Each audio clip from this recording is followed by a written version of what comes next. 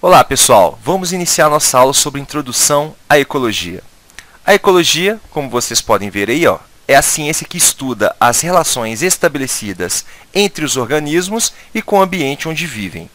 Numa concepção mais moderna, a ecologia pode ser entendida como uma ciência que busca compreender o funcionamento da natureza, considerando o ser humano como parte integrante desta.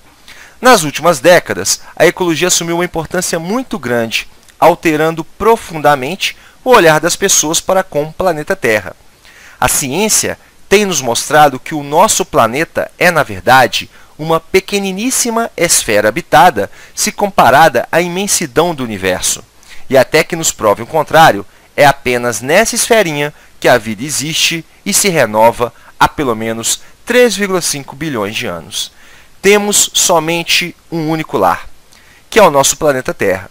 E se falharmos hoje na missão de preservar os recursos que estão à nossa disposição, certamente seremos culpados pelas futuras gerações por termos sido egoístas e covardes, pois sabíamos das consequências negativas dos nossos atos e ainda assim tiramos deles a chance de ter uma vida tranquila e saudável. A ecologia assume um papel tão importante nos dias atuais que praticamente todos os governos de todos os países do mundo contemplam em seus planos governamentais projetos que de alguma maneira visam a preservação e a conservação dos recursos ecológicos. A ecologia é a moda da vez. Nunca na história desse planeta se falou tanto e se fez tanto pela ecologia. Afinal de contas, o crescimento acelerado da população humana e a crescente demanda por alimentos, água, materiais e energia, inevitavelmente, tem forçado a busca por alternativas ecologicamente corretas. E o Enem, claro, antenado a essa realidade, tem exigido cada vez mais em suas provas conhecimentos acerca do tema ecologia. Só para vocês terem uma ideia, tirando uma média das últimas provas do Enem, são cerca de 8 questões que tratam do assunto ecologia, de um total de 45 no caderno de Ciências da Natureza. Isso é muita coisa, não é? Então, além disso, questões sobre ecologia podem aparecer na prova de Ciências Humanas também, nas questões que tratam de geografia. Enfim, qualquer aluno que em sã consciência necessita tirar uma boa nota no Enem, não pode chegar na hora da prova e não saber nada desse assunto, ok? A ecologia, para se completar, se apoia em diversas áreas do conhecimento, tais como a nossa biologia, a geografia, a física, a química e a matemática. Dizemos que a ecologia é uma ciência interdisciplinar e o seu estudo é fundamental, pois é a partir da ecologia que passamos a compreender o papel único que a espécie humana ocupa no planeta. E isso exige dela novas atitudes e compromissos, tanto para consigo mesma, como também para os ambientes naturais que precisam ser preservados. Beleza, pessoal? Então vamos continuar nossa aula aí, falando agora um pouquinho sobre os conceitos básicos da ecologia.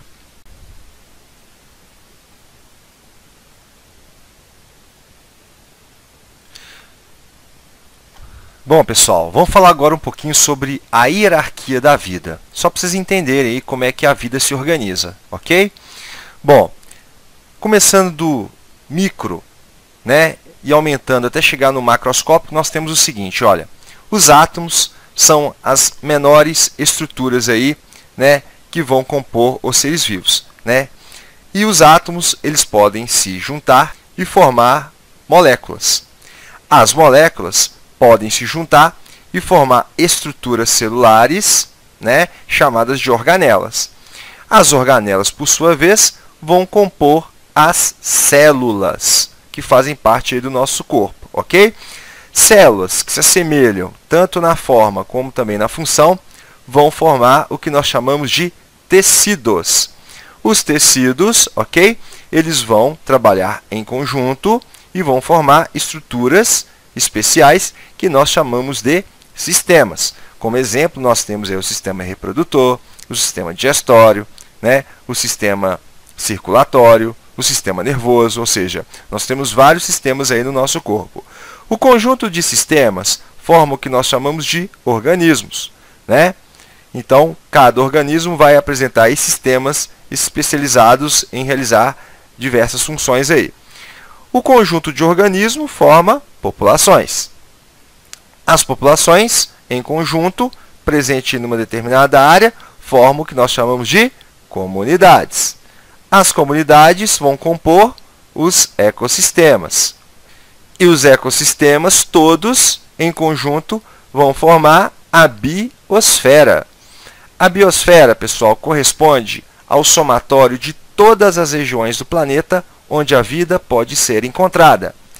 Em última análise, podemos pensar o seguinte, olha, que a biosfera ela abrange, né, ambientes terrestres, que apresentam aí seres vivos, como também ambientes aquáticos, tanto marinho como também dulcícola, água doce, e ambientes aéreos, né, que apresenta também seres vivos. Beleza?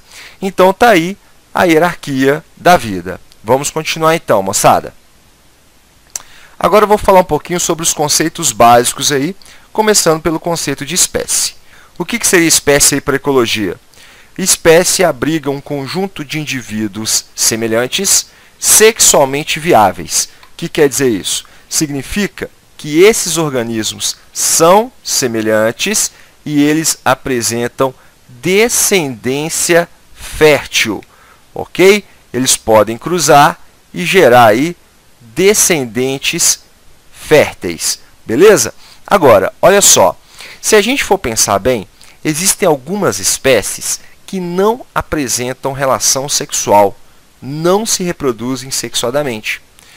Há espécies de lagartos, pessoal, que se reproduzem por um processo que a biologia chama de partenogênese. Partenogênese. E o que seria a partenogênese? Partenogênese, pessoal, significa o seguinte: existem espécies que se desenvolvem a partir de um óvulo, sem que haja fecundação. Então, esse óvulo, sem fecundação, ele vai formar um embrião. E esse embrião, pessoal, ele vai dar origem a um organismo adulto, sem a necessidade de haver o quê? Fecundação. Ou seja, não tem sexo. Espécies de lagartos, por exemplo, tem uma espécie bem conhecida lá no México, lá, que são os teídes, eles não apresentam machos na população. São populações constituídas só de fêmeas. Imagina um lagartinho presente aí no ambiente, ó.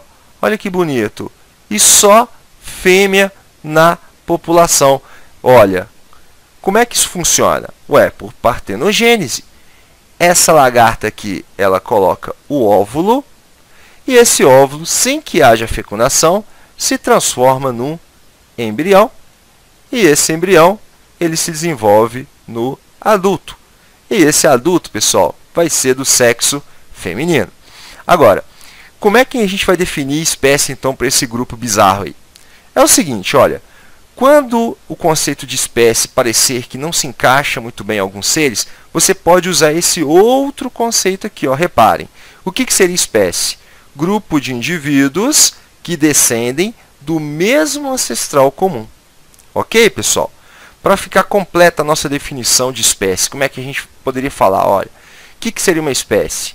Conjunto de indivíduos semelhantes que apresentam o mesmo ancestral comum e muitas vezes são sexualmente viáveis, ou seja, podem originar descendentes férteis. Entenderam, pessoal? A dificuldade que é aí para poder definir espécie? Então pensem nisso, olha, que espécie que não há sexo, você vai ter que pensar aí na questão da ancestralidade comum, beleza?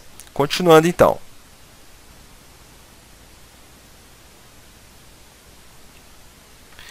Bom, agora vamos falar um pouquinho sobre o conceito de população. O que é uma população? População representa o conjunto de indivíduos da mesma espécie que habitam uma mesma região. Aqui, como vocês podem ver, nós temos uma população.